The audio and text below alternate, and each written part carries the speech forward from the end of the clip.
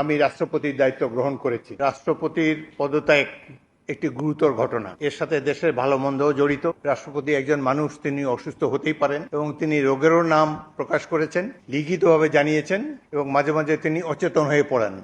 এর জন্য ডাক্তারের সার্টিফিকেটের কোনো প্রয়োজন নাই, যিনি যেখানে নিজেই এটি দাবি করেছেন। গণপ্রজাতন্ত্রী বাংলাদেশের সংবিধানের 50 অনুচ্ছেদের দফা 3 অনুযায়ী মহামান্য রাষ্ট্রপতি জনাব মোহাম্মদ শাহাবুদ্দিন তার স্বাক্ষরযুক্ত পদত্যাগপত্র আজ 24শে জুলাই 2026 9 শ্রাবণ 1433 তারিখে রোজ শুক্রবার অপরাহ্ন 5টা 1 মিনিটে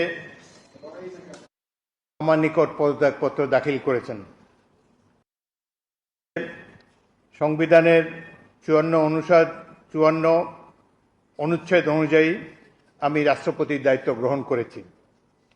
পদত্যাগপত্রটি আমি গ্রহণ করেছি এবং জাতীয় সংসদ সচিবালয়ের রেকর্ডে সংরক্ষণ এবং প্রয়োজনীয় প্রশাসনিক কার্যক্রম গ্রহণের জন্য নির্দেশ প্রদান করা হলো।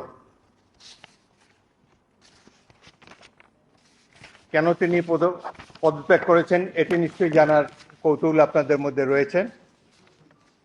তিনি লিখিতভাবে জানিয়েছেন যে তিনি গুরুতর অসুস্থ, হৃদরোগ, উচ্চ রক্তচাপ, ডায়াবেটিস ও কিডনি জটিলতায় তিনি ভুগছেন।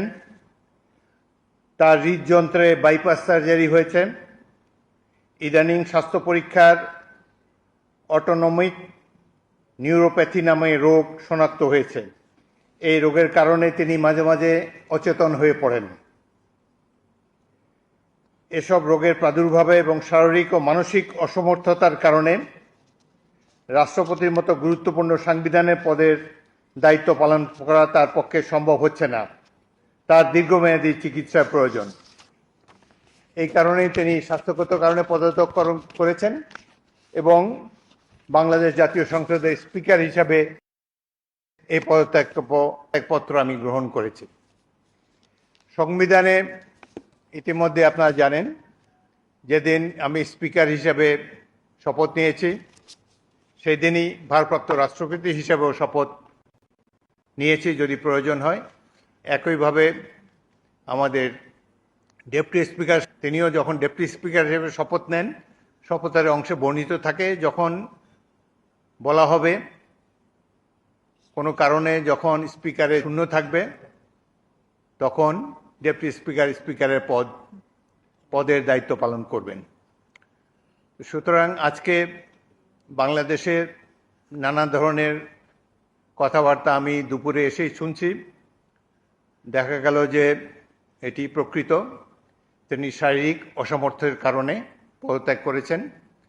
আমি তার মঙ্গল এবং সুস্বাস্থ্য কামনা করি এবং আমার মনে হয় তিনি মাফিয়া সরকারের আমলে নির্বাচিত হলেও বর্তমানে জনগণের ভোটে যে সরকার নির্বাচিত হয়েছে তার প্রতি তিনি সমর্থন এবং শ্রদ্ধা প্রকাশ করেছেন সবসময়।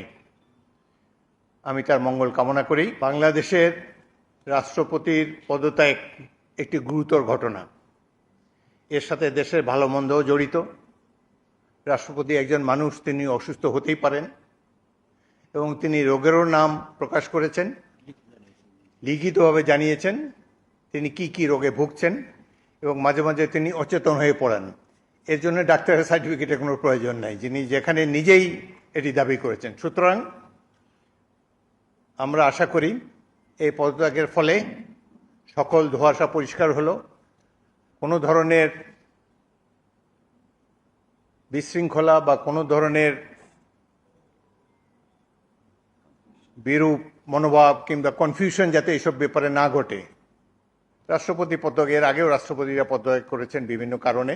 রাষ্ট্রপতি দেশের একজন সম্মানিত মাননীয় রাষ্ট্রপতি, তিনি পদত্যাগ করতেই পারেন এবং এই চেয়ার তো কখনো শূন্য থাকে না। এবং আমি জাতীয় সংসদের স্পিকার হিসাবে এই পদত্যাগপত্র গ্রহণ করেছি। এটি হলো বাস্তবতা। আশা করি সকল ধরনের কনফিউশন এখন থেকে দূর হয়ে যাবে। একটি গুরুতর সলেম অকেশন, দেশের রাষ্ট্রপতি পদত্যাগ করেছেন। Let us do justice to him. Thank you very much.